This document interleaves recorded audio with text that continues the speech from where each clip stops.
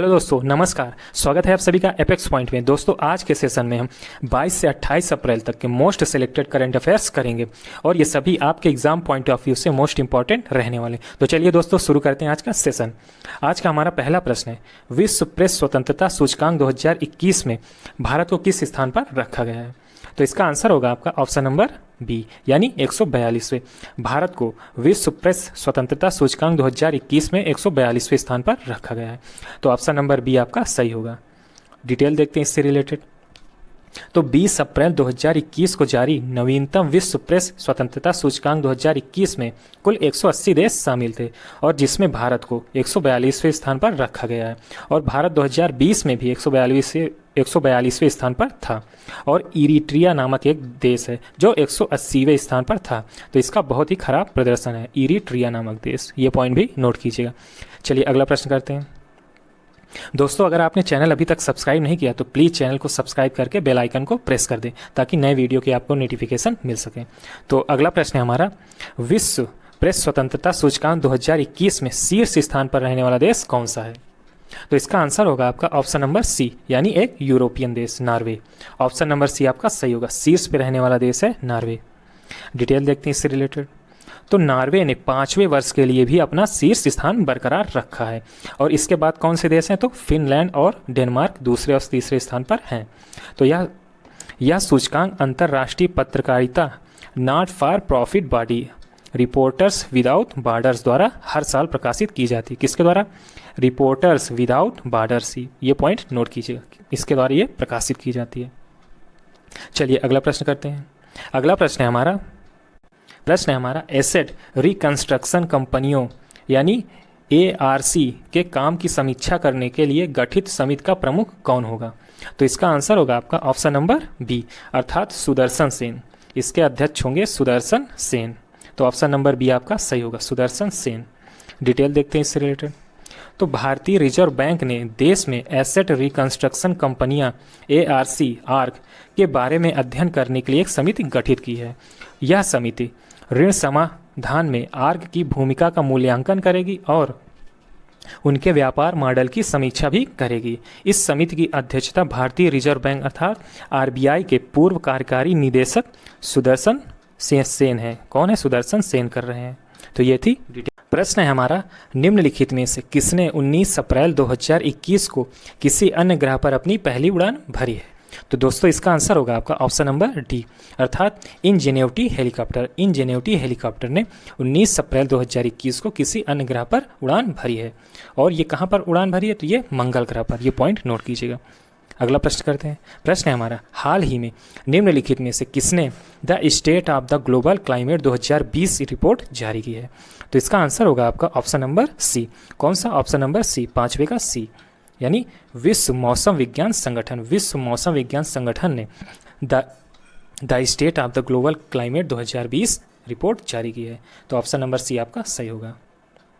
Detail देखते हैं। तो विश्व मौसम संगठन की रिपोर्ट के अनुसार साल 2011 से 2020 सबसे गर्म दशक रहा है। कौन सा? 2011 से 2020 सबसे गर्म दशक रहा है। अगला प्रश्न करते हैं। प्रश्न है हमारा, विश्व रचनात्मक और नवाचार दिवस प्रतिवर्ष कब मनाया जाता है? तो इसका आंसर होगा आपका ऑप्शन नंबर डी, अर्थात प्रत्येक वर्ष 21 अप्रैल को विश्व रचनात्मक और नवाचार दिवस मनाया जाता है। तो ऑप्शन नंबर डी आपका सही होगा, 21 अप्रैल। डिटेल देखते हैं। तो अप्रैल 2017 में संयुक्त राष्ट्र ने इस दिन की मान्यता दी। कब की? 21 अप्रैल। और 21 अप्रैल 2018 को प्रथम संयुक्त राष्ट्र विश्व रचनात्मक और नवाचार दिवस मनाया गया। विश्व रचनात्मक और नवाचार सप्ताह कब से कब तक रहता है? 15 अप्रैल से 21 अप्रैल तक। ये पॉइंट भी नोट कीजिएगा। चलिए अगला प्रश्न है हमारा, 2021 रोलेक्स मोंटे कार्लो मास्टर्स एकल का खिताब किसने जीता है? तो इसका आंसर होगा आपका ऑप्शन नंबर बी, अर्थात स्टेफानोस सितसिपास ने। किसने जीता है? स्टेफानोस सितसिपास ने जीता। क्या जीता है? रोलेक्स मोंटे कार्लो मास्टर एकल का खिताब। नोट कीजिएगा। तो ऑप्शन नंबर बी आपका सही होगा। डिटेल देखते हैं इससे रिलेटेड। तो टेनिस में स्टेफानोस सिपास, ये कहाँ के हैं, ग्रीस के हैं, ने आंद्रेई रूबलेव, ये कहाँ के हैं, रूस के हैं, को सीधे सेटों में 6-3, 6-3 से हराकर 2021 रोलेक्स मोंटे कार्लो मास्टर्स एकल खिताब का दावा किया है। तो ये थी डिटेल। अगला प्रश्न करते हैं। प्रश्न है हमारा, हाल ही में किस मंत्रालय ने रामायण पर पहली बार ऑनलाइन प्रदर्शनी का उद्घाटन किया है? तो इसका आंसर होगा आपका ऑप्शन नंबर बी, अर्थात पर्यटन मंत्रालय। पर्यटन मंत्रालय ने रामायण पर पहली बार ऑनलाइन प्रदर्शनी का उद्घाटन किया है। तो ऑप्शन नंबर बी आपका सही होगा। यहाँ पर ए मत कर दीजिएगा, तो ऑप्शन नंबर बी सही होगा। डिटेल देखते हैं। तो पर्यटन मंत्री प्रहलाद सिंह, कौन है? पर्यटन मंत्री प्रहलाद सिंह पटेल ने रामायण पर पहली बार ऑनलाइन प्रदर्शनी का उद्घाटन किया है। और ऑनलाइन प्रदर्शनी का शीर्षक क्या है? राम कथा, भारतीय कथाओं के माध्यम से राम की कहानी, ये रखा गया है। राम कथा, भारतीय कथाओं के माध्यम से राम कहानी, ये है शीर्षक। चलिए अगला प्रश्न करते हैं। अगला प्रश्न है हमारा, राष्ट्रीय सिविल सेवा दिवस कब मनाया जाता है? तो इसका आंसर होगा आपका ऑप्शन नंबर ए सही होगा, यानी 21 अप्रैल। प्रतिवर्ष 21 अप्रैल को राष्ट्रीय सिविल सेवा दिवस मनाया जाता है। तो ऑप्शन नंबर ए सही होगा, 21 अप्रैल। डिटेल देखते हैं इससे रिलेटेड। तो भारत सरकार ने 21 अप्रैल को राष्ट्रीय लोक सेवा दिवस के रूप में चुना था, क्योंकि इस दिन देश के पहले होम मिनिस्टर अर्थात गृह मंत्री सरदार वल्लभ भाई पटेल ने 1947 में नवनियुक्त प्रशासनिक सेवा अधिकारियों को संबोधित किया था। तो इसी कारण ये 21 अप्रैल को मनाया जाता है। चलिए अगला प्रश्न करते हैं। विश्व पृथ्वी दिवस निम्न में से किस दिन मनाया जाता है? तो दोस्तों इसका आंसर होगा आपका ऑप्शन नंबर सी। कौन सा? ऑप्शन नंबर सी, यानी प्रतिवर्ष 22 अप्रैल को विश्व पृथ्वी दिवस मनाया जाता है। विश्व पृथ्वी दिवस, ना कि राष्ट्रीय। तो ऑप्शन नंबर सी सही होगा।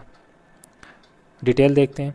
तो पृथ्वी को संरक्षण प्रदान करने के लिए और सारी दुनिया से इसमें सहयोग और समर्थन करने के लिए पृथ्वी दिवस मनाया जाता है। पृथ्वी दिवस का मुख्य उद्देश्य क्या है? तो पर्यावरण संरक्षण के प्रति लोगों को जागरूक बनाना है, यह है इसका उद्देश्य। अगला प्रश्न करते हैं। प्रश्न है हमारा, ऊर्जा रूपांतरण सूचकांक अर्थात ETI की रिपोर्ट के मुताबिक 115 देशों की लिस्ट में कौन सा देश प्रथम स्थान पर रहा है? तो इसका आंसर होगा आपका ऑप्शन नंबर डी, यानी स्वीडन देश। स्वीडन देश रहा है और ये एक यूरोपीय देश है।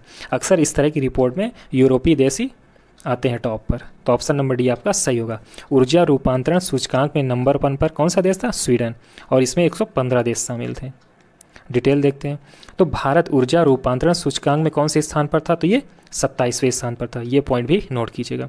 इसमें 115 देशों ने भाग लिया था। यह सूचकांक विभिन्न पहलुओं के आधार पर देश की ऊर्जा प्रणालियों के वर्तमान प्रदर्शन पर नज़र रखता है, और सूची में स्वीडन देश पहले स्थान पर था और भारत 87, नोट कीजिएगा 87। अगला प्रश्न करते हैं। प्रश्न है हमारा, हाल ही में किस राज्य सरकार ने वर्ष 2021-22 के लिए जगन्य विद्या दिवेना योजना के तहत 672 करोड़ रुपए की पहली किस्त जारी की है? तो इसका आंसर होगा आपका डी, यानी आंध्र प्रदेश सरकार। आंध्र प्रदेश सरकार ने 2021-22 के लिए जगन्य विद्या दिवेना योजना के तहत 672 करोड़ रुपए की किस्त दी है। तो ऑप्शन नंबर डी आपका सही होगा। डिटेल देखते हैं। तो आंध्र प्रदेश के मुख्यमंत्री कौन है? YS जगन मोहन रेड्डी ने वर्ष 2021-22 के लिए जगन विद्या दीवने योजना के तहत 672 करोड़ की पहली किस्त जारी की है। और जगन विद्या दीवने योजना का मुख्य उद्देश्य क्या है? उन सभी छात्रों को छात्रवृत्ति प्रदान करना है जो वित्तीय बोझ के कारण अपनी फीस का भुगतान करने में सक्षम नहीं है। तो यह है इसका उद्देश्य। अगला प्रश्न करते हैं। प्रश्न है हमारा, केंद्रीय मंत्रिमंडल ने हाल ही में भारत के व्यापार उपचार महानिदेशक और किस देश के व्यापार एवं शुल्क आयोग के बीच हस्ताक्षरित समझौते ज्ञापन को मंजूरी दे दी है? तो इसका आंसर होगा आपका ऑप्शन नंबर ए, अर्थात बांग्लादेश। ऑप्शन नंबर ए आपका सही होगा, बांग्लादेश। डिटेल देखते हैं। तो इस समझौते का उद्देश्य क्या है? विश्व व्यापार संगठन के प्रावधानों के अनुसार सूचना, व्यापार उपचार और अन्य गतिविधियों के आदान प्रदान को बढ़ावा देना है। तो ये है इसका उद्देश्य। अगला प्रश्न करते हैं। प्रश्न है हमारा, किस देश के साथ भारत ने समुद्री पर्यावरण में प्रवेश कर रहे प्लास्टिक कचरे की समस्या का सामना कर रहे शहरों के बारे में एक समझौते पर हस्ताक्षर किए हैं? तो इसका आंसर होगा आपका ऑप्शन नंबर ए, अर्थात भारत ने जर्मनी के साथ ये समझौते पर हस्ताक्षर किए हैं। तो ऑप्शन नंबर ए सही होगा। डिटेल देखते हैं। तो इस एमओयू के अनुसार कार्यान्वित होने वाली परियोजना मुख्य रूप से स्थायी कठोर अपशिष्ट प्रबंधन पर केंद्रित है और यह भारत को 2022 तक सिंगल यूज प्लास्टिक को चरणबद्ध तरीके से समाप्त करने के लक्ष्य को प्राप्त करने में मदद करेगी। तो यह है इस डील का उद्देश्य। अगला प्रश्न करते हैं। अगला प्रश्न है हमारा दोस्तों, प्रियंका मोहिते नेपाल की किस चोटी को फतह करने वाली पहली भारतीय महिला बन गई है? बहुत ही इंपॉर्टेंट क्वेश्चन है। तो इसका आंसर होगा आपका ऑप्शन नंबर सी। कौन सा? ऑप्शन नंबर सी, अर्थात माउंट अन्नपूर्णा। माउंट अन्नपूर्णा, प्रियंका मोहिते नेपाल की माउंट अन्नपूर्णा पर चढ़ने वाली पहली भारतीय महिला बन गई हैं और यह दुनिया की 10वीं सबसे ऊंची चोटी है। कौन सी? सॉरी, माउंट अन्नपूर्णा, और यह उत्तर मध्य नेपाल के हिमालय में स्थित है और इसकी ऊंचाई कितनी है? 8000 मीटर से अधिक है। कितनी? 8000 मीटर से अधिक है। चलिए दोस्तों अगला प्रश्न करते हैं। अगला प्रश्न है हमारा, विश्व बैंक ने हाल ही में किस देश को कोविड-19 महामारी रिकवरी और नौकरियों के लिए $250 मिलियन के वित्त पोषण के लिए एक समझौते पर हस्ताक्षर किए हैं? तो दोस्तों इसका आंसर होगा ऑप्शन नंबर ए, यानी बांग्लादेश। बांग्लादेश को वर्ल्ड बैंक ने अभी हाल ही में कोविड-19 महामारी रिकवरी और नौकरियों के लिए $250 मिलियन दिए हैं। तो आंसर नंबर ए सही होगा, बांग्लादेश। चलिए दोस्तों अगला प्रश्न करते हैं। अगला प्रश्न है हमारा, अंग्रेजी भाषा दिवस निम्न में से किस दिन मनाया जाता है? तो इसका आंसर होगा आपका ऑप्शन नंबर डी, यानी 23 अप्रैल। 23 अप्रैल को आपका अंग्रेजी भाषा दिवस मनाया जाता है। तो ऑप्शन नंबर डी आपका सही होगा। रिलेटेड डिटेल देखते हैं। तो 23 अप्रैल को विलियम शेक्सपियर की जन्म की तिथि और मृत्यु की तिथि दोनों को मनाने के लिए अंग्रेजी भाषा दिवस के रूप में चुना गया था और अंग्रेजी भाषा दिवस लोक सूचना विभाग की 2010 की पहल का नतीजा थी, जिसने संगठन की 6 भाषाओं में से प्रत्येक के लिए भाषा दिवस स्थापित करने की मांग की थी। तो ये थी डिटेल। चलिए दोस्तों अगला प्रश्न करते हैं। अगला प्रश्न है हमारा, विश्व पुस्तक दिवस यानी वर्ल्ड बुक डे निम्न में से किस दिन मनाया जाता है? तो दोस्तों इसका आंसर होगा ऑप्शन नंबर बी, यानी 23 अप्रैल। यानी इंग्लिश दिवस और विश्व पुस्तक दिवस दोनों एक ही दिन मनाए जाते हैं, यानी 23 अप्रैल को। तो ऑप्शन नंबर बी आपका सही होगा। चलिए दोस्तों इससे रिलेटेड डिटेल देखते हैं। तो इस दिन को विश्व पुस्तक और कॉपीराइट डे भी कहा जाता है। इस दिन को विश्व पुस्तक दिवस और कॉपीराइट डे भी कहा जाता है। विश्व पुस्तक दिवस को किताब को पढ़ने, प्रकाशन और कॉपीराइट के लाभ को पहचानने के और बढ़ावा देने हेतु मनाया जाता है। तो ये है इसके उद्देश्य। चलिए दोस्तों प्रश्न है हमारा, केयर रेटिंग्स ने वित्त वर्ष 2021-22 के लिए भारत की जीडीपी यानी सकल घरेलू उत्पाद वृद्धि दर के अनुमान को घटाकर कितने प्रतिशत कर दिया है? तो इसका आंसर होगा आपका ऑप्शन नंबर सी, यानी 10.2। किसने किया ये? केयर रेटिंग ने। केयर रेटिंग ने भारत की जीडीपी को घटाकर 10.2% कर दिया है। तो ऑप्शन नंबर सी आपका सही होगा। रिलेटेड डिटेल देखते हैं।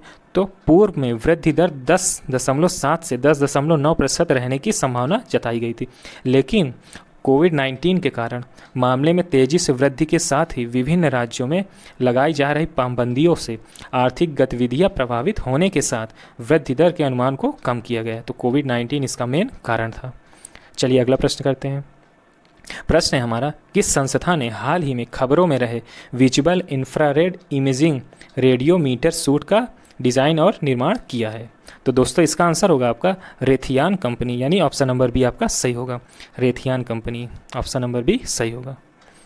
रिलेटेड डिटेल देखते हैं। तो visible infrared imaging radiometer suit अर्थात VIRRS एक सेंसर है जिसे रेथियान कंपनी द्वारा Suomi national polar orbiting partnership अर्थात सुओमी NPP और NOAA-20 मौसम उपग्रह पर डिजाइन और निर्मित किया गया है। तो दोस्तों ये थी डिटेल। चलिए अगला प्रश्न करते हैं। प्रश्न है हमारा, बैंकिंग सुधारों के जनक के रूप में किसे जाना जाता है जिनका हाल ही में निधन हो गया है? तो दोस्तों इसका आंसर होगा आपका ऑप्शन नंबर बी, यानी M नरसिम्हन। क्या होगा? M नरसिंहम। तो ऑप्शन नंबर बी सही होगा। बैंकिंग सुधारों का इन्हें जनक माना जाता है। रिलेटेड डिटेल देखते हैं। तो पूर्व RBI गवर्नर थे ये M नरसिंहम को बैंकिंग सुधारों के जनक के रूप में जाना जाता था और M नरसिंहम 2 मई 1977 से 30 नवंबर 1977 तक भारतीय रिजर्व बैंक के 13वें गवर्नर थे। ये पॉइंट नोट कीजिए। कौन से गवर्नर? 13वें गवर्नर। कौन था? M नरसिंहम। चलिए दोस्तों अगला प्रश्न करते हैं। प्रश्न है हमारा, हाल ही में किस संगठन ने वैश्विक ऊर्जा समीक्षा रिपोर्ट जारी की है? तो दोस्तों इसका आंसर होगा आपका ऑप्शन नंबर बी, यानी अंतर्राष्ट्रीय ऊर्जा एजेंसी। किसने जारी की है ये रिपोर्ट? अंतर्राष्ट्रीय ऊर्जा एजेंसी। क्या जारी की है? वैश्विक ऊर्जा समीक्षा रिपोर्ट, वैश्विक ऊर्जा समीक्षा रिपोर्ट। तो ऑप्शन नंबर बी आपका सही होगा। रिलेटेड डिटेल देखते हैं। तो भारत में कार्बन डाइऑक्साइड उत्सर्जन 2019 में दर्ज किए गए स्तरों की तुलना में 1.4% अधिक है। भारत नवीनीकरण स्रोत से बिजली उत्पादन में वृद्धि की तुलना में कोयले से चलने वाली बिजली का उत्पादन 3 गुना अधिक होगा और कोयले की मांग 9% से बढ़ेगी।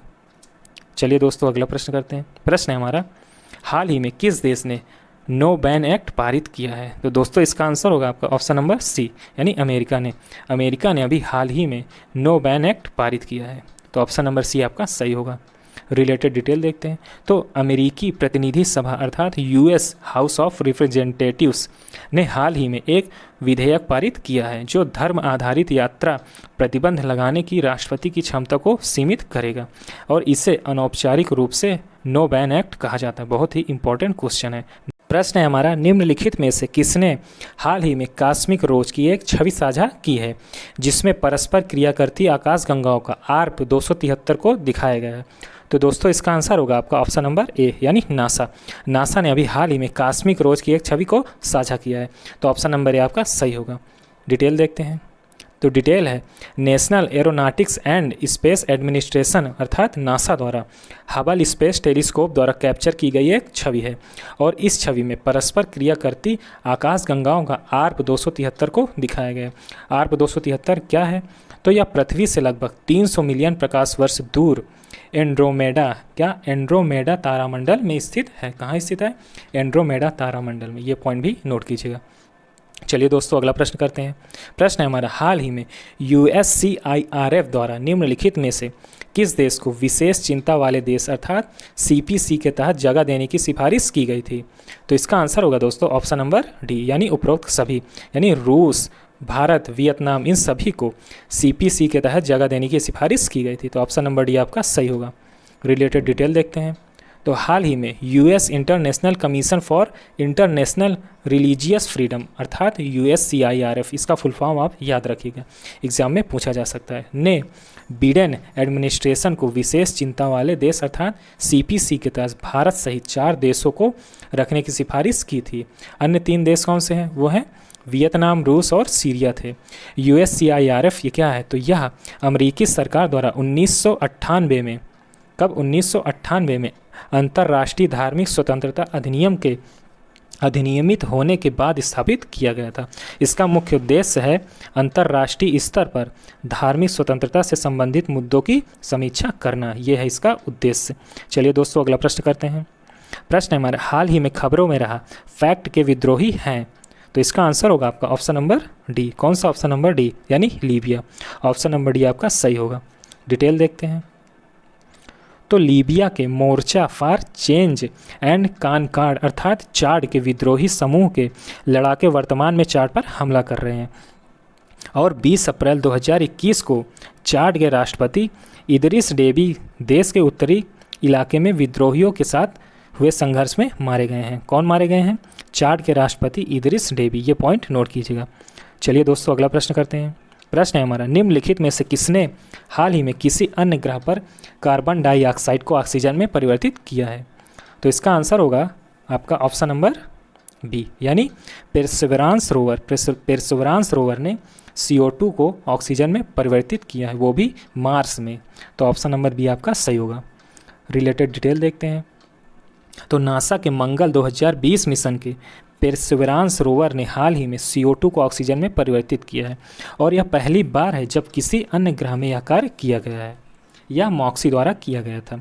यह उपकरण रोवर के सामने की ओर रखा गया है।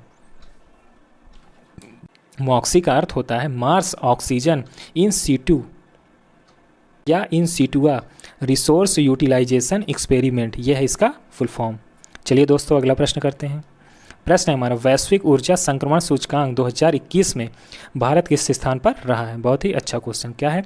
वैश्विक ऊर्जा संक्रमण सूचकांक 2021 में भारत का स्थान, तो ऑप्शन नंबर सी सही होगा, 87।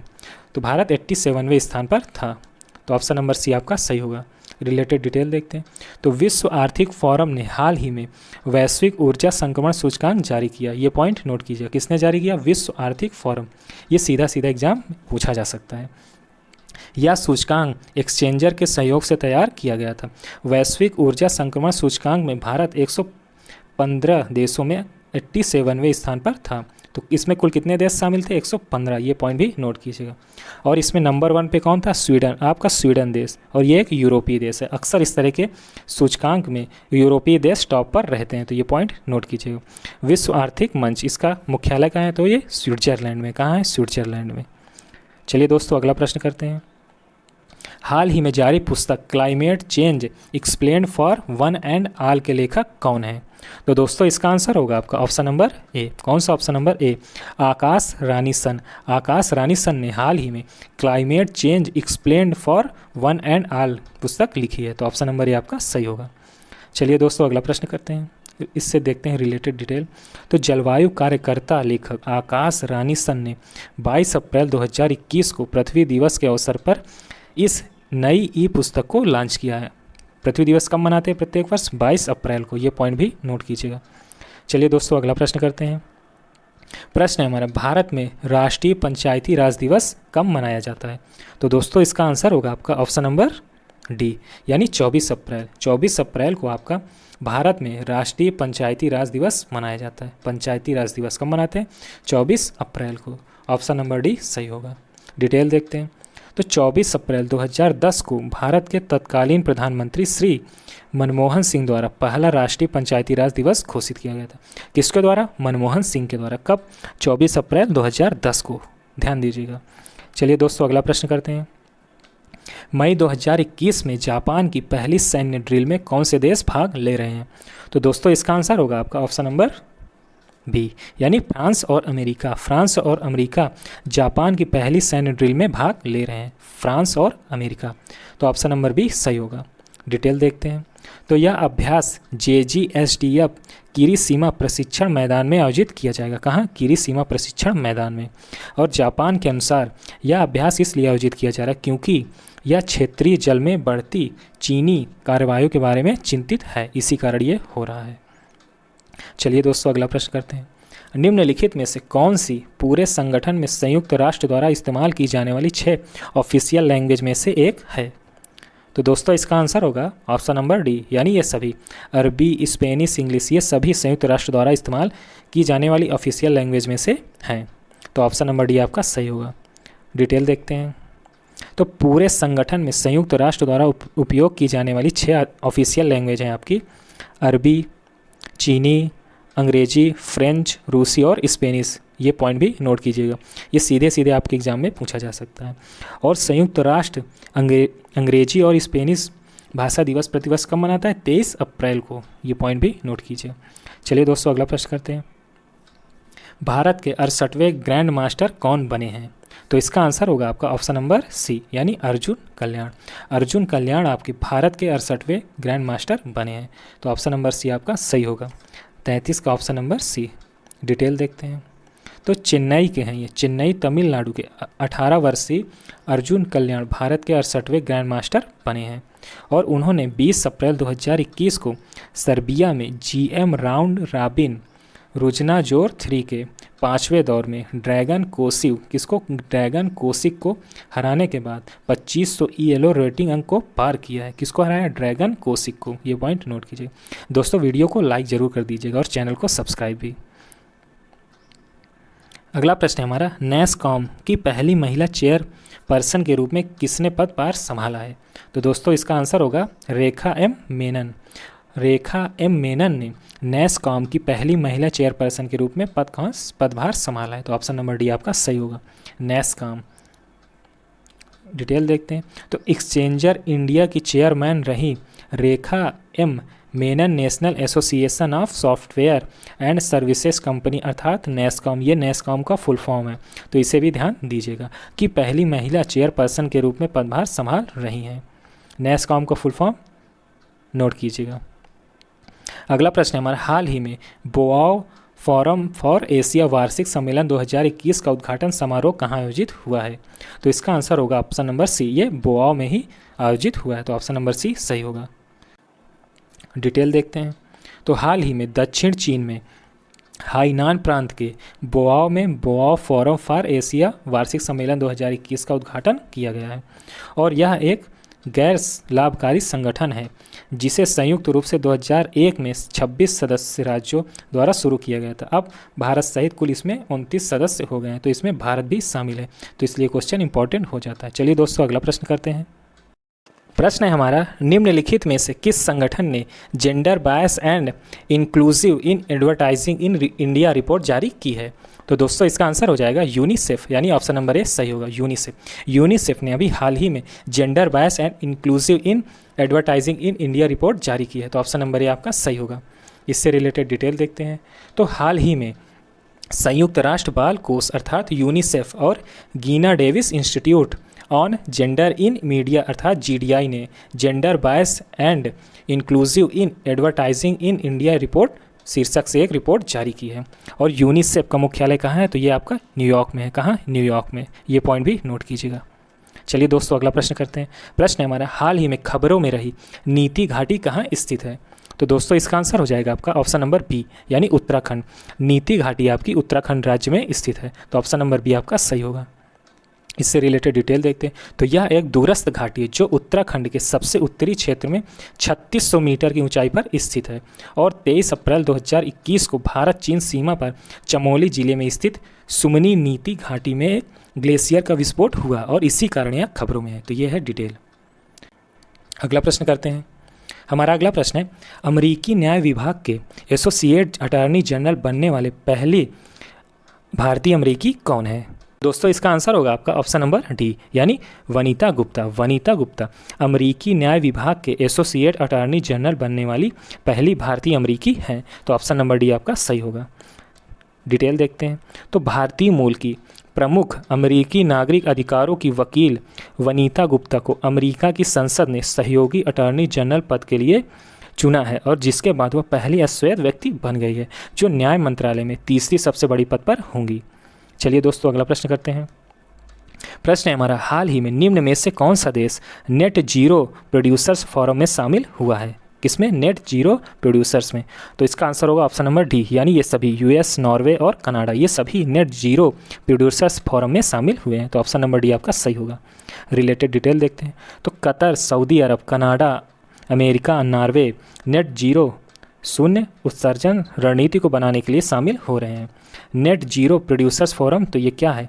तो यह कार्य प्रणाली और प्रगति पर विचार करेगा जिसमें मीथेन कमी, विकास और स्वच्छ ऊर्जा, हाइड्रोकार्बन राजस्व पर निर्भरता से विधिकरण और हर देश में राष्ट्रीय परिस्थितियों का पालन करना है। ये है इसके उद्देश्य। चलिए दोस्तों अगला प्रश्न करते हैं। निम्नलिखित में से किसने लद्दाख इग्नाइटेड माइंड एक उत्कृष्टता और देखभाल का केंद्र परियोजना शुरू की है? तो इसका आंसर होगा हमारी भारतीय सेना। हमारी भारतीय सेना ने लद्दाख इग्नाइटेड माइंड एक उत्कृष्टता और देखभाल का केंद्र शुरू किया है, तो ऑप्शन नंबर ए आपका सही होगा। रिलेटेड डिटेल देखते हैं। तो लद्दाखी छात्रों के लिए बेहतर शैक्षिक अवसर देने के लिए भारतीय सेना ने लद्दाख इग्नाइटेड माइंड एक उत्कृष्टता और देखभाल का केंद्र परियोजना शुरू की है और इसके पहले बैच में 20 लड़कियां लेह और कारगिल जिलों के 45 छात्रों को शामिल किया गया है जो जेईई नीट प्रवेश परीक्षाओं के लिए प्रशिक्षण प्राप्त करेंगी। तो यह है डिटेल। चलिए दोस्तों अगला प्रश्न करते हैं।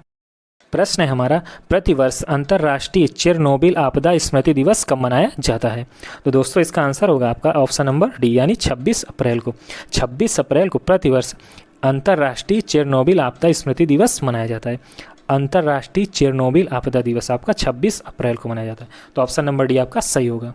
रिलेटेड डिटेल देखते हैं। तो यह 1986 के चेरनोबिल आपदा के परिणामों और परमाणु ऊर्जा के खतरों के बारे में जागरूकता बढ़ाने के लिए मनाया जाता है, तो यह है इसका उद्देश्य मनाने का। और 26 अप्रैल 1986 में एक रिएक्टर विनाशकारी परिणामों के साथ यूक्रेन में, कहाँ, यूक्रेन में चेरनोबिल परमाणु ऊर्जा संयंत्र में विस्फोट हो गया था और इसी के बाद से संयुक्त राष्ट्र ने 26 अप्रैल 2016 को इस दिन को घोषित किया था। किसने? संयुक्त राष्ट्र ने, यूएन ने। चलिए दोस्तों अगला प्रश्न करते हैं। प्रश्न है हमारा, अकादमी पुरस्कारों में सर्वश्रेष्ठ निर्देशक जीतने वाली पहली एशियाई महिला कौन है? तो दोस्तों इसका आंसर होगा आपका ऑप्शन नंबर ए। कौन सा? Option number A, Chloe Zhao. Chloe Zhao ने अकादमी पुरस्कार में सर्वश्रेष्ठ निर्देशक जीतने वाली पहली एशियाई महिला बन गई है। तो कौन? क्लो झाओ। तो ऑप्शन नंबर ए आपका सही होगा, अकादमी पुरस्कार। डिटेल देखते हैं। तो चीनी मूल की फिल्म निर्माता क्लो झाओ अकादमी पुरस्कार में सर्वश्रेष्ठ निर्देशक जीतने वाली पहली एशियाई महिला बन गए और उन्होंने अपनी फिल्म नोमैड लैंड के लिए पुस्तक जीती है। किसके? नोमैड लैंड के लिए। अकादमी पुरस्कार को ऑस्कर के रूप में भी जाना जाता है, ये पॉइंट नोट कीजिएगा। अकादमी पुरस्कार को ऑस्कर के रूप में भी जाना जाता है। यह पुरस्कार फिल्म उद्योग में कलात्मक और तकनीकी योग्यता के लिए प्रदान की जाती है और यह Academy of Motion Picture Arts and Sciences द्वारा प्रतिवर्ष दिए जाती है। किसके द्वारा? Academy of Motion Picture Arts and Sciences के द्वारा दिया जाता है। तो ये पॉइंट भी नोट कीजिएगा। चलिए दोस्तों अगला प्रश्न करते हैं। हाल ही में खबरों में रहा कावलून प्रायद्वीप कहाँ है स्थित है? तो दोस्तों इसका आंसर होगा आपका ऑप्शन नंबर सी, हांगकांग। तो ये आपका हांगकांग में स्थित है। क्या स्थित है? कावलून प्रायद्वीप। तो ये आपका हांगकांग में स्थित है। तो ऑप्शन नंबर ये आपका सी सही होगा। डिटेल देखते हैं। तो यह एक प्रायद्वीप है जो हांगकांग के क्षेत्र में मुख्य भूमि का दक्षिण भाग बनाता है, विक्टोरिया हार्बर के साथ और हांगकांग द्वीप की ओर मुख करता है। समाचारों में क्यों है?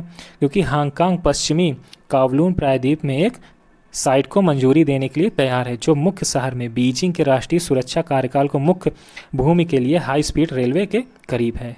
तो इसीलिए खबरों में है। चलिए दोस्तों अगला प्रश्न करते हैं। प्रश्न है हमारा, हाल ही में खबरों में रहा की मारिब शहर कहाँ स्थित है? तो ये शहर का नाम है की मारिब। तो इसका आंसर होगा दोस्तों ऑप्शन नंबर बी, यानी ये यमन में स्थित है। यमन में आपका की मारिब शहर स्थित है। तो ऑप्शन नंबर बी आपका सही होगा। रिलेटेड डिटेल देखते हैं। तो यह मारिब प्रशासनिक यमन की राजधानी है। कहाँ की? यमन की। और यह सारावत पर्वत के क्षेत्र में आता है। अगला प्रश्न करते हैं। प्रश्न है हमारा, चीन के पहले मंगल रोवर का क्या नाम है? तो दोस्तों इसका नाम है जीवरोग। क्या नाम है? ऑप्शन नंबर बी सही होगा, जीवरोग। तो ऑप्शन नंबर बी आपको सही है। चीन के पहले मंगल रोवर का नाम है जीवरोग। ऑप्शन नंबर बी सही है। डिटेल देखते हैं। तो चीन ने एक पारंपरिक अग्नि देवता के नाम पर अपने पहले मंगल रोवर जीवरोग का नाम रखा है और जीवरोग के साथ चीन सोवियत संघ और संयुक्त राज्य अमेरिका के बाद मंगल पर सॉफ्ट लैंडिंग प्राप्त करने वाला तीसरा देश बन जाएगा। साथ ही यह अमेरिका के बाद मंगल पर रोवर डालने वाला दूसरा देश बन जाएगा। तो ये पॉइंट भी नोट की। प्रश्न है हमारा, भारत के 48वें मुख्य न्यायाधीश के रूप में किसने शपथ ली है? तो दोस्तों इसका आंसर होगा आपका ऑप्शन नंबर ए, यानी नथालपति वेंकट रमन। किसने शपथ ली है 48वें मुख्य न्यायाधीश के रूप में? नथालपति वेंकट रमन ने। तो ऑप्शन नंबर ए आपका सही होगा। इससे रिलेटेड डिटेल देखते हैं। तो 24 अप्रैल 2021 को न्यायमूर्ति श्री नथालपति वेंकट रमन ने भारत के 48वें मुख्य न्यायाधीश के रूप में शपथ ली है और वे 26 अगस्त 2022 तक मुख्य न्यायाधीश के रूप में काम करेंगे और इन्होंने न्यायमूर्ति शरद अरविंद बोबड़े का स्थान लिया है। किनका लिया है? शरद अरविंद बोबड़े का।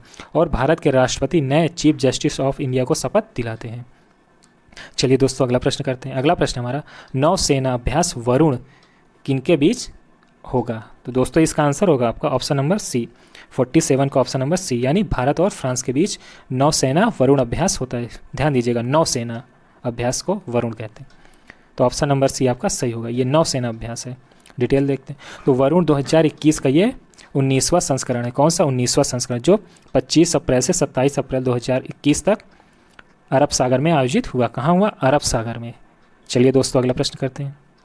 प्रश्न हमारा, विश्व मलेरिया दिवस प्रतिवर्ष कब मनाया जाता है? तो इसका आंसर होगा आपका ऑप्शन नंबर सी, यानी 25 अप्रैल को प्रतिवर्ष विश्व मलेरिया दिवस मनाया जाता है। ध्यान दीजिएगा, विश्व मलेरिया दिवस। तो ऑप्शन नंबर सी सही होगा, 25 अप्रैल। डिटेल देखते हैं। तो प्रतिवर्ष 25 अप्रैल को विश्व स्वास्थ्य संगठन और कई अन्य अंतर्राष्ट्रीय संगठनों द्वारा विश्व मलेरिया दिवस मनाया जाता है। और इस वर्ष के विश्व मलेरिया दिवस का शीर्षक क्या है? जीरो मलेरिया लक्ष्य तक पहुंचना। क्या है? जीरो मलेरिया लक्ष्य तक पहुंचना। मलेरिया के बारे में जानते हैं तो मलेरिया प्लाज्मोडियम परजीवी के कारण होता है। किसके कारण? प्लाज्मोडियम परजीवी के कारण होता है। मादा एनोफिलीज मच्छर के काटने से यह बीमारी इंसानों में फैलती है। भारत ने 2027 तक मलेरिया मुक्त देश और 2030 तक मलेरिया उन्मूलन का एक उद्देश्य निर्धारित किया है। 2027 तक। चलिए दोस्तों अगला प्रश्न करते हैं। हाल ही में कौन सा देश ट्रैकोमा को खत्म करने वाला दूसरा अफ्रीकी देश बन गया है? तो इसका आंसर होगा दोस्तों ऑप्शन नंबर, बताइए कौन सा? ऑप्शन नंबर सी, यानी गाम्बिया देश। गाम्बिया देश आपका ट्रैकोमा को खत्म करने वाला दूसरा अफ्रीकी देश बना है। डिटेल देखते हैं। तो गाम्बिया ट्रैकोमा को खत्म करने वाला दूसरा अफ्रीकी देश बन गया है। और ट्रैकोमा क्या है? तो ये आपका दृष्टिहीनता का प्रमुख कारणों में से एक है। ट्रैकोमा आपका दृष्टिहीनता के प्रमुख कारणों में से एक है। 2018 में ट्रैकोमा को खत्म करने वाला घाना पहला अफ्रीकी देश है। कौन सा? घाना। और उसके बाद कौन सा देश है? गाम्बिया। और ट्रैकोमा एक जीवाणु नेत्र संक्रमण है। यह संक्रमण पलकों के भीतरी सतह पर खुरदुरापन पैदा करता है और पलकों के अंदर की ओर मोड़ देता है। यह है इसका नुकसान। प्रश्न है हमारा, प्रतिवर्ष एंजाइक दिवस किसके द्वारा मनाया जाता है? तो दोस्तों इसका आंसर होगा आपका ऑप्शन नंबर डी, यानी ऑस्ट्रेलिया और न्यूजीलैंड दोनों के द्वारा प्रतिवर्ष एंजाइक दिवस मनाया जाता है। तो ऑप्शन नंबर डी आपका सही होगा, ऑस्ट्रेलिया और न्यूजीलैंड। रिलेटेड डिटेल देखते हैं। तो प्रतिवर्ष ऑस्ट्रेलिया और न्यूजीलैंड में 25 अप्रैल को एंजाइक दिवस मनाया जाता है। यह दिन स्मरण के राष्ट्रीय दिवस के रूप में मनाया जाता है, जो उन सभी न्यूजीलैंड और ऑस्ट्रेलियाई लोगों को याद करता है जो युद्ध, संघर्ष और शांति अभियानों में मारे गए थे। और एंजाइक का अर्थ क्या होता है? तो इसका अर्थ होता है Australian and New Zealand army corps. ये इसका फुल फॉर्म होता है। तो दोस्तों ये था हमारा आखिरी क्वेश्चन। तो दोस्तों वीडियो आपको कैसा लगा कमेंट करके ज़रूर बताइएगा। और दोस्तों अगर आपको अपना करंट अफेयर्स बिल्कुल मजबूत करना है तो इस चैनल के साथ बिल्कुल आप जुड़े रहिए। तो चलिए मिलते हैं नेक्स्ट वीडियो में, तब तक के लिए गुड लक।